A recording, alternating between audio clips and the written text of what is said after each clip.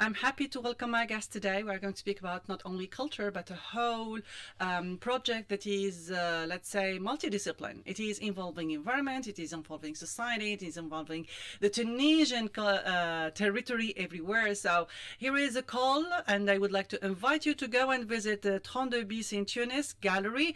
So it is a wonderful moment of sharing that's going to be there. It's an immersive experience for you, where you are going to learn about the Tunisian desert, but other specificity than going to the dunes and riding a camel. That's going to be totally different. It's going to be cultural, historical. You are going to learn about the life of these Bedouin people. For this, I would like to thank my guests who are here: Vanessa Lacaille, Mounir Ayoub, and I would like to say hi to Hamid Kriwen, who is in the backstage attending the event and taking photos. So today we are going to speak about this wonderful initiative. It is entitled the BLED EL ABAR exhibition, and in fact it is not only an exhibition, it is a whole project, and the people behind that, they are architects, so it's really strange, and they are going to tell us how it comes that there is a connection between both of them. And of course, and this initiative, this exhibition is not only an exhibition, it's a whole project that they are adopting. It's your baby, I suppose. Welcome in our studio. Thank you. Thank you. So can you tell us a little bit about this exhibition? How did it come? But before that, how did you guys gather together, and how did you create this dream of you of defending the Tunisian desert? And how is the idea of connecting architecture? I suppose it's not really, there is no connection, and Tunisian desert and Sahara and the lifestyle there. Vanessa. Plenty of questions at the same time. Yes. Thank you for the invitation. And I'm Vanessa Lacaille. I'm architect and landscape architect. It's also for that we are sensitive to this question of environment. I work with Mounir Ayoub since Several years, yeah. Several years. We won't say 20 years, but almost. On different topic, but most of them are a kind of margin of the society or the territory, usually. And some years ago, we start to work on the nomadic architecture. What is the nomadic architecture, and if there is a nomadic architecture? And we were teaching at the EPFL in Lausanne at this time, because we are based in Geneva, in Switzerland. And we wanted to work on both sides of the Mediterranean Sea, and we started Switzerland with the gens du voyage, the gypsies, we can say, and we also went to the Tunisian desert to study or to learn from the nomadic architecture today. Yeah. So the first contact we had with the desert was a journey that we did with Hamid Kriwen, who is architect and work also in the south of Tunisia and in Tunis. He studied with Mounir when Mounir was studying in Leno in Tunis. And we start like that, just a trip. It was 3 years ago. Yes. And with Hamid, we know each other from the school here. I am Mounir. I studied here in architecture in Tunisia. Beaux-Arts in Tunisia. Beaux-Arts. It was in the Beaux-Arts at the beginning, and then we went to Sidi Bou Said. It's a pity, but it was better here in the city center. Yeah. And then I went in Europe and in Switzerland. We was friends with Hamid Kriwen from that time. So from 20 years ago, more than 20 years ago. So more than 20 years ago that the community of BLED EL ABAR was created? No, absolutely not. No, it's a new one. It was created for this project. It's How long have you been working on this project? 3 years. 3 years. 3 years. It started with this first journey in the desert, studying the nomadic architecture, and then we had the chance to be invited in the Venice Biennale, Venice Architecture Biennale, to show our the survey we did in the deserts with the nomads there. And then it was, for us, it was nice to be in the Venice Biennale, but it's a pity for the Tunisian public because they cannot go there. It's impossible for the Tunisian to go to Venice. It's very far, and they have the problem of the visa, etc., etc. Sure. So we decided to bring the exhibition in Tunis. But at the beginning, we decided that, and we contacted the Trondebis, and they accept to host the exhibition, and thanks to them. But then we decided to make more than the small exhibition we did in Venice, and we continued the work in the desert. And we went there 6 or 7 times, and we worked with the community there. And now it becomes the title of the project, BLED El Abar. Yeah, it's not our title. I have to insist like this. It's more or less the gouvernorat of the Kibili, where you have been exploiting, or where you have been leading your project. Yes. In the governorate of Kibili. Yes, yes. So there is specific territory that you have been working on. Yes. The territory is more or less the Nefsawa, Yeah. between the border of Algeria until the mountain of the Dar. Var. And And this in the north, it's the limit is Châteaugirid, yeah. yes, and Okay. between the Châteaugirid and the beginning of the Grand Terre oriental. Grand Terre oriental. It's a huge region. Yes. Huh? A huge It's, region. Yeah, yeah. more or less 250 kilometers long, Yes. and I And don't know, 60 or 70. yeah, 70. Okay, how this journey started and how did you enjoy? I mean, the choice, was it specific for this region, or was it random like that? Okay, let's select an area that you are going to study. No, it's not. It The was not, territory is really. It exists as the BLED El Abar, the country, the land of Wales is the name that the inhabitant gave to this territory, and it's because it's full of Wells. old wells that some are still working today, but some disappeared. Sorry, when we say full, we speak about hundreds or thousands of wells. Yes. It's very full of wells. Full. Oh yeah. Yeah. Yes, We generally think that the desert there is no water, No, but it is full of wells. the deserts are not empty. Really great. So with you, we are discovering the Tunisian desert in from a different perspective. Yeah. So people, they know it as a land of adventure for rallies, for whatever. Oh, but yeah. now it's really a different approach that we are going, a different perspective that we are going to discover the Tunisian desert. So what is the objective of your project as a whole? I think the project begins by learning from the last nomads that live in this region, in the north of the Sahara, and of course there is so few of people that maintain this way of life that is century.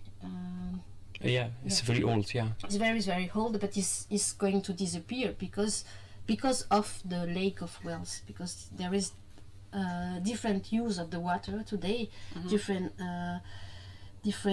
economical structure, agriculture, energy, or this kind of new city that are developing in this part of the desert, but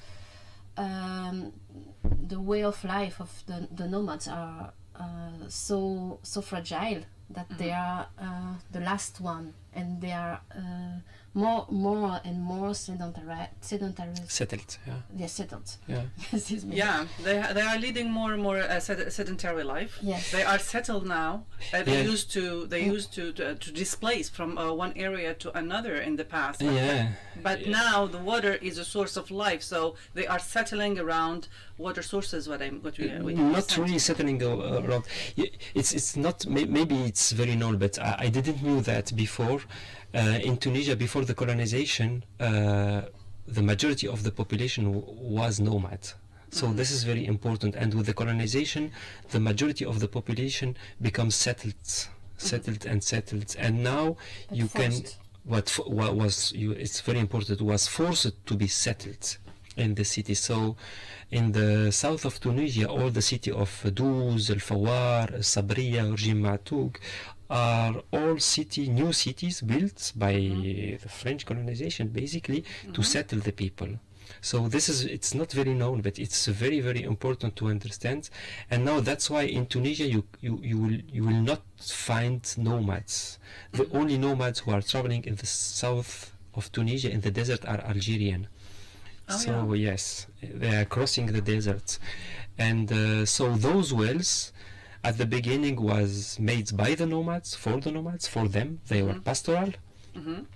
But now they are used by the Tunisian pastoral, who are living in Douz, Sabriya, etc., and Al Fawar, and also by the nomads, by the few family of nomads. A few family there. The few. We speak about 10 or it's very few. It's nothing. Yeah. It's absolutely nothing. And they are most of them Rebeya. Yeah. They travel from the border of Algeria, the total Nafzawa, the border of Algeria, until the beginning of the Dar. Yeah. And they are like the mobile farm, because they have lots of animals. Yeah. They have sheep. Right. Camels and. Right. Yes, sorry. Different kind of animals, camels, and of course, but not only. I'm a lack of vocabulary in English. It's okay. It's okay. So we are discovering a whole historical approach to the region in a way. Yeah. So concerning these wells, why is it so important to you? And what we can understand is there is one focus on Biratin. Yes. Yes. So The repairing of Biratin, or the renovation of Biratin. So it's your question about the goal of the project, right? The goal of the project is to at first to sensibilize about these wells, to inform the population that there are these wells, and then those wells are a source of biodiversity, because of course when you in such an area, very, very dirty area, when you bring water, even if there is, even if it's little of water, you bring life on this area. You bring the birds, you bring the faraja, butterflies. Yeah, butterflies. You bring also the camels. You bring all the animals, and the fauna and the flora. So our goal, if you repair a well, you bring the life around this well. And we usually say with Hamid and Vanessa that maybe it's our fault as a human that we destroy this environment, or we make it now very dead, let's say. But it could be with us as a human that we can bring the water again in these places, in these small points in the desert, and to bring a life and bring diversity. Biodiversity again. And in fact, as you mentioned, we focused in Biratin with people there from Sabriya, from North tribe of Sabriya. We choose this well. It was an important well in the desert for them, and we decided to repair it. Okay, is it the biggest one? No, absolutely not. No. Okay. It's one of because of course the wells are there is many type of wells, of course, and there is many wells on the journey of the nomads, but some of them are shared by the semi-nomad of the semi-Tunisian nomads and the Arbeya, for example. And this one was a strategic point, because it was 40 kilometers far from the last village, Sabriya, and it's also used by the camels that are also in liberty most of the year, and they don't have so access to the water, so they approach the palm trees around the city, the agricultural palm trees. So they make some they destroy a bit the city. So it's also for this reason that to maintain them in the desert. Yes, and to keep this path for the animals, for the nomads, for the pastorals, Sabrian pastorals, and it's really a point. It's a small, really small well, and it's not a patrimonial one neither, but it's a strategic point. No, it's not a big one, but it's a crucial. Yeah, it's Crucial a crucial. one. Yeah, a crucial one. Strategically, it's a crucial one. Yes. To keep the animals away from the farming, not Yes. to destroy the Exactly. plantations, etc. Yes. Especially that there are oases, I suppose, very close to the area. Exactly. And also to permit the Darbeya to continue their journey, because it's a point. Is in the path of the nomads. Yes. it's a- Yes, yes. So they needed to supply themselves all along the trajectory that they are having. Exactly. Okay, so Biratin is being renovated. So I'm curious about the contact that you had with these people. As you said, there is a collaboration between you and the people there in order to renovate this well. And how was this exchange that you had with the people there? What kind of feedback that comes to them? And what kind of questions do they ask you? Why are you coming here? What are you doing here? So when we started to work with them at the beginning, to be honest, it was just simple. Like if you go there, or everyone goes there, we started there as a tourist. Okay, you go there and they bring you as the closest path to Douz, and they said, okay, you see the camels there, and you go home. But you have to spend a lot of time with them, and you have to spend, you have to go several times, and you have to just to listen to them and to understand what they want, and how do they live, and then they make us discover this BLED El Abar. But of course, at the beginning, it's impossible. We made 2 journeys there in the desert, and we never see a well. And then they bring you to these wells, and they make you discover these wells. But I have to say something, maybe it's important for us. For you, it's not exceptional to work with the community. Even for our other project, for us, it's just evident to work with the people. We work with the people, for the people. They are not our clients. So for us, for example, Biratin, when we were there with Hamid for 5 days to repair it, we did it with our hands. We were not the architect, and they working on the site. We did it together with them, and we lived together with them. So yeah, so the contact was You're a family now. We are friends. You're part of your Friend. You're friends. Let's now. say more, family, but it's very important. It's a work, so we collaborate. You know, this is very we have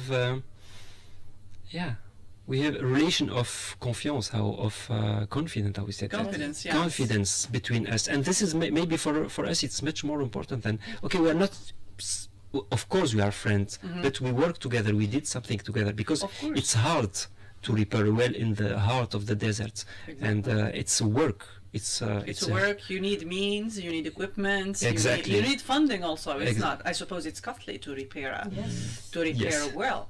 Right. So you are trying to give them the chance for free access to water, and you are facilitating that for them, and they can understand how important for them to have this functioning well for their surviving in the region. Because as we can understand here, there are various challenges for this project and various difficulties. These wells are threatened by climatic change, threatened by economic systems that are being adopted socially. It is really important for them. So here it is. There is a necessity for you collaborating with them. So we are learning so much from this exchange about nomadic architecture. It's the first time I hear about it. So I hope our listeners too, they are discovering it. So let's come to the exhibition now. The exhibition was the kickoff, and the varnishing was on the first day on the 18th of April. So how was the first day? When you open the door of the gallery and people come and they are really curious to see what is in this exhibition. There are no paintings, but photos, a map here, a video here.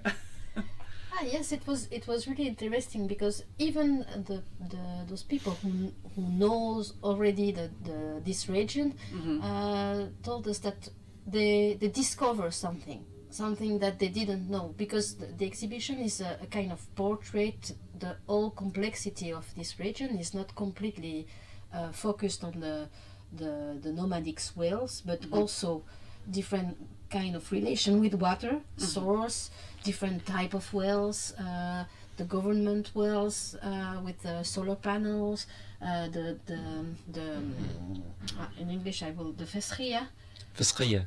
Yeah, Sisters. Yeah. Cisterns, yeah. or this kind of technique, small wells, big wells, and they discover a landscape that they didn't know. They didn't know that there is plant in the desert, and we were in autumn and it was raining, so the rain, the photo of the rain in the desert was also something. Yeah, for the public, yeah. Yeah, something touchy also to discover that there is a different life of different vision of the desert that the one that we know in the postcard.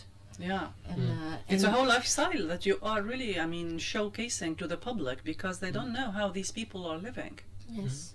And so we try to give our point of view, but it was just to give that we have learned from this region. Yeah. So there is of course photograph that were made by Mohamed Kilito, yeah. who is a Moroccan photographer, really amazing. That give really an atmosphere of this human life in the desert, and there is of course a map that maybe I can speak a little bit. It's a huge drawing that is 8.4 meter long, that represent the Nevzewa, the entire Nevzewa. But in this large scale, we focus on different type of wells or different type of relation with the water, also plantation of palm trees, a new city, and we try to represent them as we survey them on the site. We survey by hand, and then we redraw all this point, also to try to transmit from our discipline, that is architecture, but also other discipline. What are those wells? How they look like, also. And the video. No, but you can continue. No. And there is also 2 videos. One made by Jan Gross, who is a Swiss photographer, but work in landscape, huge landscape also. That represent more the lifestyle. Yes, an overview of this complexity with the lifestyle of the nomads, but also the construction site, the mobile farm of the nomads.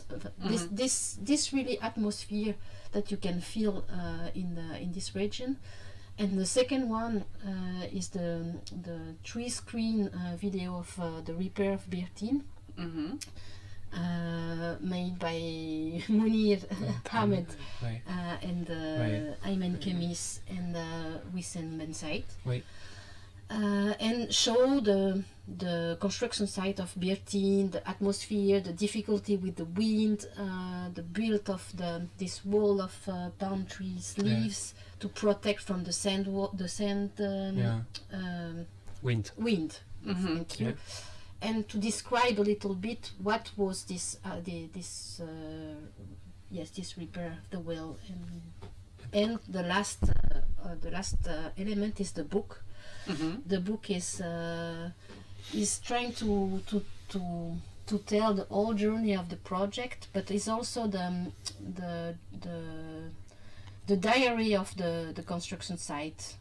Every day, what happened, how difficult is to work in the desert, and to create this to repair this well. What was the obstacle, the distance, etc., and it's also full of picture of this territory. Wonderful. So the format is really rich. So we can find photos, we can find video, we can find a book, we can find a map. So everything is there to showcase and to collect all your work there. So people, when they are going to visit, they are going to see the whole process from A to Z, from beginning till today. Yes. It's an open archive. It's an open archive for all work for BLED EL ABAR. So for those who want to know a little bit more about the community, they are having a social network to contact you, probably? No. You don't exist on social networks. No. No, yeah, but they can contact us. Yes, of course. From Instagram or. Yes. You exist as We a exist. community. You exist. Yeah, on we social exist. network. We exist. Yes. Good, and of course there is a whole page for the event, for the gallery, so you can find more details on site. But I really recommend you to go and visit it and I recommend you also to go and visit it in family. Take the kids so that they understand what is Tunisian desert, what type of life is existing there, what type of challenges people who are living there are facing, difficulties, climatic change, environmental obstacles, absence of water. Life is so difficult there, but it's so natural. They connect with the nature. It's really beautiful. Yes, would you like to say something? Yes, just to say that the Trondebis is trying to organize each Friday during the exhibition a guide tour with some of us if we are available. But Hamid is going also to be regularly making this guided tour. That it could be interesting for those who want to know more. On Friday, so some of the professionals are going to be present on the Friday. On the Fridays. Good, so at least there are people who can give feedback about the work Yes. and answer the questions of the curious people. Yes. Yeah. Yes, before ending, I would like to give you the, No, please, yeah. I wanted to ask you a question concerning young people who are in the architecture and the first time they hear about nomadic architecture. What would you recommend them? And if you have a free space for the government, if you want to send a message to the government, to the decision makers, what kind of message would you like to tell them? Okay. Oh, too nice question. To the students. Yeah, I don't know. No, to the students, I have to say that maybe it's. Our schools of architecture, they are great. Yes, we are teacher, Vanessa and I, so we take very care about the students. So it's very important for us. Just things. I think it's about this nomadic architecture.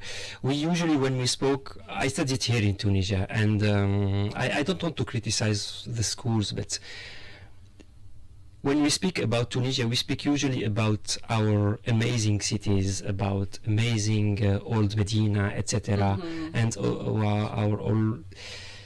And of course they are amazing, but as I said before, we have not to forget that most of us, as Tunisian, most of us are nomads before. So this way of life we are showing in the exhibition, it's not something exotic. And if we feel that it's exotic,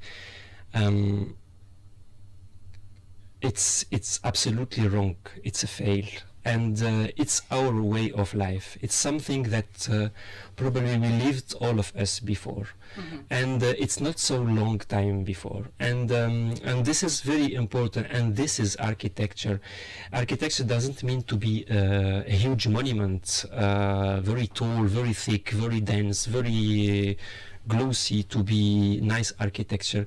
You can have a small bichar or a small well in the middle of the desert, and it's absolutely amazing, and especially regarding to the contemporary issues, environmental issues. So probably that we cannot continue to build with such a concrete, we threw the concrete in the world. So it's a huge, so to the students, the nomadic architecture, and we have the chance in Tunisia that we have this nomadic architecture, is a lesson. So for me, this is very, very, very important, but it's a pity because we spoke with the teacher here, we spoke with the students, and no one knows this architecture. So because we have an idea about what happens in Jerba. Of course, that is amazing. I love Jerba, I love Qurwan, I love Mahdiya, I love all. Our country is so beautiful. Yes, but we can go there also, and we can Yeah. and not even Certain topics, what we can understand is that certain topics in architecture are becoming a cliche. I mean, they have been over-exploited. Okay. Yes, okay, Sidi Boussaid is nice, but now we can go another place. Exactly. Yeah, that's one. Concerning the decision makers and the decision makers. What are your needs as architecture? So, But can this we complete about students just? Yes. Yes. Yes. Just because you say that nomadic architecture is architecture, and that is well, it's really strong. That is architecture made in movement every day by people. Yes. And this is amazing because it's a moving architecture. It's full of intelligence, the relation with the environment, the environment, the relation with the territory, climate, with the people, and this with the livings. Yeah. Yes, it's really difficult to catch because there is no book of this. Of course, it's not the culture of the nomads are not about writing, but we have the pen, we have our tools to try to learn from this and to exchange and to try to bring this knowledge to our way of life. And I will encourage, even if it's out of the school, just to go and to observe what is going on, because it's fantastic. And don't wait to your teachers to go there, just go there. By yourself. Go there, yeah, and take those pictures, because these people are not leaving a heritage. They don't use the pen, they don't use phones, they don't use social media, they don't have media at all. They are their own creators. They have their own architecture that you can find it today. Probably you are not going to find it tomorrow. Yes, these people are moving a lot. Exactly.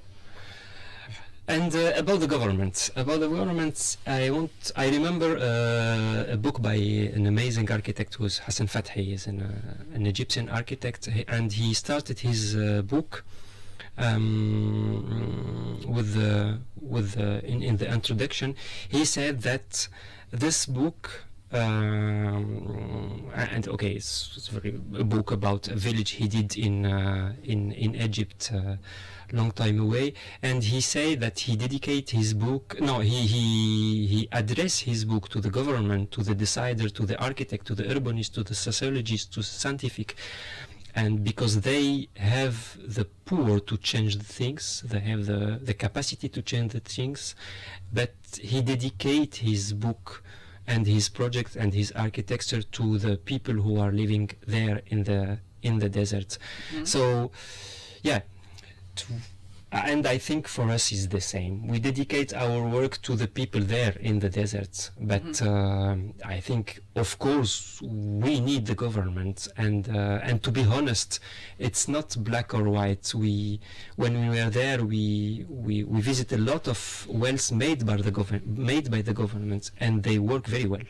So it's not so, there is not this idea. It's absolutely wrong to say, okay, the wells made by the governments, they don't work, and the wells made by the people themselves are fantastic. It's absolutely wrong. It's much more complicated. So yes, so to the government and to all, to continue to repair these wells and to maintain the life in the desert, because it's our heritage and it's our future, I think. Yeah. Exactly. I mean, here the government, they as you said, constructed some of the wells. Yes. So what is needed now is the maintenance. Yes. Keep on maintaining and restoring these wells, because they are source of life for many people who are generally forgotten by plenty of necessary measures to be upgraded, to be to have a dignity of life, etc. So here there is a necessity to maintain, and that's the job of the government, of course, and it is really important. And also, it's a misunderstood, to think that it's not so expensive to repair a well in the desert. So it's not, we don't speak about thousands of million of dinars. No, it's not so expensive. Yeah. We did it. So we did, Yeah. so Good. So they did it, so the government can make it. They did it. Thank you so much, Vanessa Lacaille, Mounir Ayoub, architects. They are going to tell you more about nomadic architecture. If you want to know about it, so go and visit the exhibition BLED EL ABAR. It is an initiative, it is a project, and it is exhibition, and it is a very immersive experience for all of you, young people. Go and visit it. It's in 32 bis in Tunis Gallery. So it's still the 28th of June. Don't say you don't have time to go and visit. It's gonna take a lot of time. You have plenty of weekends. So enjoy it. It's amazing and it's nice. Thank you so much, guys, for doing this great job. It's really amazing sharing together. thank you. Thank you, Entre Bis also. Okay. They are really co-producer. Yes. They Yes. Really are amazing. they were amazing. They were Yeah. amazing. Okay, so it's an amazing exhibition. Of different types of formats, different types of things that you are going to. There is a map. There's a book. There is a video. There are videos and also photos. So take your chance and don't miss the opportunity. We are 20 minutes to 3 and you're still listening to the daily edition of English language program presented by Huda Ben Sheikh on our air and Studio 1 with my colleague Faisal Ali for the technical engineering. Back to music now. You.